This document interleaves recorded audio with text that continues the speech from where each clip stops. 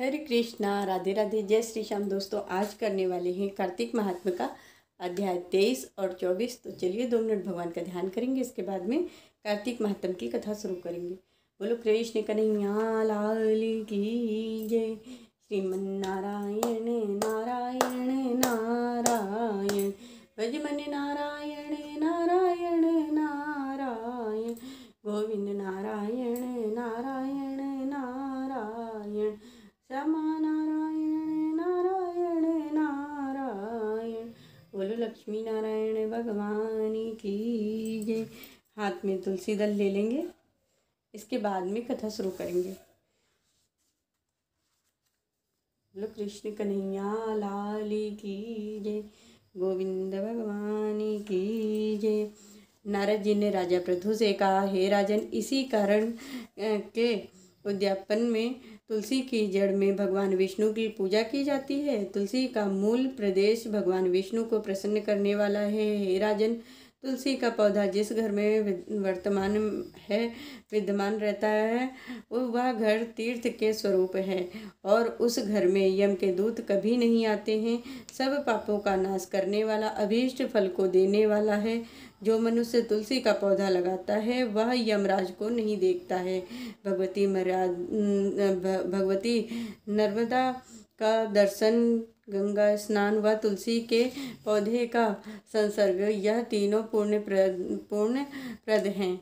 तुलसी का पौधा लगाने से, सींचने से, दर्शन करने से, तुलसी को छूने से कामिक, वाचिक, मानसिक आदि संपूर्ण पाप नष्ट हो जाते हैं। जो प्राणी तुलसी के दल से भगवान शंकर का पूजन करते हैं वह पुनः गर्भ में नहीं जाते हैं। निसंदेह कि वे जीवन से मुक्त हो जाते हैं। तुलसी के दल में पुष्कर आदि समस्त तीर्थ, गंगा आदि संपूर्ण नदियाँ और भगवान विष्णु प्रभृति सब देवता निवास करते हैं। तुलसी के साथ यानी तुलसी के पास जो अपना प्राण विसर्जन करता है वह चाहे कितना भी पापी क्यों न हो, उसको यमराज नहीं देख सकते हैं। हे राजन, जो लोग तुलसी के काष्ठ का चंदन लगाते हैं वह सहज ही मोक्ष को प्राप्त कर लेते हैं। उनके द्वारा किए गए पाप भी उनके शरीर को स्पर्श नहीं कर पाते हैं। हे राजन, जहाँ तुलसी के वन की छाया हो वहाँ पितरों के निमित्त दिया हुआ दान सर्वदा ही अक्षय होता है। हे राजन, आंवला के वृक्ष की छाया में प्राणी पिंड दान करते हैं उनके पितृ आदि नरक की यातना भी भोग रहे हों तब भी मुक्ति हो जाती है। सिर, हाथ, मुंह और देह में आंवले को धारण करते हैं वो मनुष्य भगवान विष्णु रूप उन मनुष्यों को भगवान विष्णु रूप जानना चाहिए। आंवले के फल और तुलसी के दलों को मिलाकर जो प्राणी स्नान करते हैं उसको गंगा स्नान का फल मिलता है। जो मनुष्य आंवले के पत्तों का और फलों से देवताओं का पूजन करते हैं उनको स्वर्ण, मणि और मोतियों द्वारा पूजन का फल प्राप्त होता है। कार्तिक मास में सब तीर्थ, ऋषि, देवता और सब यज्ञ जब सूर्य तुला राशि में होता है कि आंवले के वृक्ष में वास करते हैं। जो मनुष्य द्वादशी तिथि को तुलसी का दल और कार्तिक में आंवले का पत्ता तोड़ता है वह रौरव नरक में वास करता है। जो कार्तिक के महीने में आंवले की छाया में भोजन करता है उसके अंत संसर्ग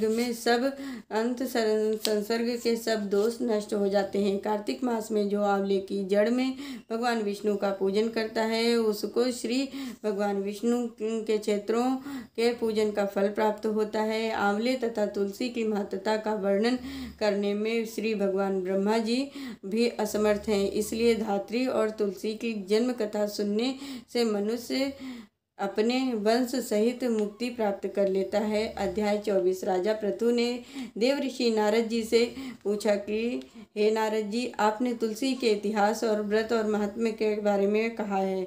अब यह बताने की कृपा करें कि क्या इस कार्तिक माह में और भी देवताओं का पूजन होता है? यह भी मुझे समझा कर कहिए। नारद जी बोले, पहले समय में पर्वत के निकट करतीपुर में एक धर्मात्मा धर्मदत्त नाम का ब्राह्मण रहता था। वह भगवान विष्णु के सब व्रत करता था और 8 पहर उनकी पूजा में तत्शील रहता था। 8 पहर उनकी भक्ति में लीन रहता था। एक दिन कार्तिक मास में हुआ, एक पहर रात शेष रहने पर जागरण के लिए भगवान विष्णु के मंदिर में गया। वहाँ हर प्रकार की सामग्री लेकर पूजन करने के लिए जा रहा था। उसने मार्ग में बड़ी भयंकर राक्षसी को देखा, जिसके बड़े बड़े दांत थे, लपलपाती हुई जीभ थी और बड़े बड़े लाल नेत्र थे, जिसका शरीर नंगा था, मांस रहित था। वह भयंकर राक्षसी को देखकर धर्मदत्त बुरी तरह कांपने लगा और कुछ उपाय न देखकर उसने पूजा वाली जो थाली ले रखी थी, वह थाली और जल का लोटा उस राक्षसी पर फेंक दिया। क्योंकि उसने भगवत नाम का जप करते हुए यह सामग्री और जल जिसमें कि तुलसी दल पड़ा था उसको मारा था। इससे उसके जन्म जन्मांतर के सभी पाप नष्ट हो गए और उसे अपना पूर्व जन्म स्मरण हो आया।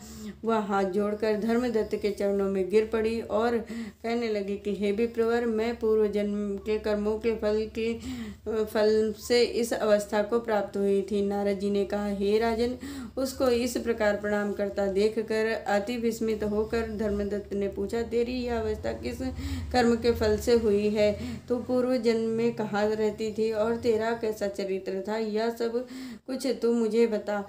उस राक्षसी ने, जिसका नाम कलह था, उसने कहा कि हे ब्राह्मण, सौराष्ट्र में भिक्षुक नाम का एक ब्राह्मण रहता था। मैं उसकी पत्नी थी। मेरा स्वभाव बहुत ही निष्ठुर था। मैंने अपने पति का कभी भला ना चाहा, ना कभी उससे अच्छा भोजन और अच्छी मिठाई खाने को दी। मैं प्रतिदिन उससे लड़ती झगड़ती रहती थी। मुझे इस प्रकार का लड़ाका देखकर नित्य प्रतिकूलता से तंग आकर मेरे पति ने दूसरा विवाह करने का निश्चय किया। यह सुनकर मेरा पति दूसरा विवाह कर रहा है, मैंने उसके दूसरा विवाह करने से पहले ही विष खाकर आत्महत्या कर ली। मेरी मृत्यु के पश्चात यम के दूत आए और मुझे पकड़कर गदा मारते हुए यम के पास ले गए। यमराज ने पूछा, चित्रगुप्त, इसने क्या कर्म किया है? जो भी कर्म इसने किया है, अब इसको उसका फल भोगना होगा। चित्रगुप्त ने यमराज से कहा, इसने अपने जीवन काल में कोई भी अच्छा कार्य नहीं किया है। यह सदा ही अपने पति को खराब भोजन देकर सदा अच्छा भोजन करती थी, इसके लिए यह विष्ठा खाने वाली होगी। इसको अब सुक्री का जन्म दिया जावे। चूँकि यह अकेली ही पाक के बर्तन में भोजन करती थी, इसलिए यह अपने बच्चों को खाने वाली बिल्ली हो। इसने चूँकि अपने पति पर क्रोध करके आत्मघात किया है, इसलिए यह प्रेत योनि में जाएगी। अब आप इसे अपने दूतों द्वारा मरुस्थान में भेज दीजिए। वहाँ पर बहुत दिनों तक यह प्रेत योनि में रहकर फिर यह पापिनी अपनी 3 योनियों को भोगे।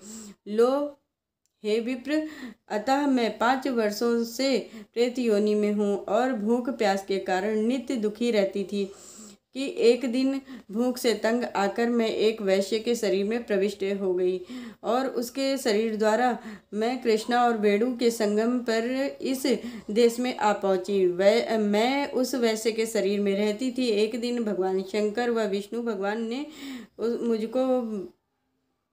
मुझको बुलाकर उसके शरीर से बाहर निकाल दिया। फिर मुझे आप दिखाई दिए। आपके लोटे में तुलसी दल का जो एक छींटा भी, जो तुलसी दल था उसका एक छींटा मेरे ऊपर पड़ा, जिससे कि मेरे सभी पाप नष्ट हो गए। हे द्विजोत्म, अब आप मुझे यह बतलाइए कि आगे होने वाली 3 योनियों और इस प्रेत योनि से मुझे मुक्ति किस प्रकार मिलेगी।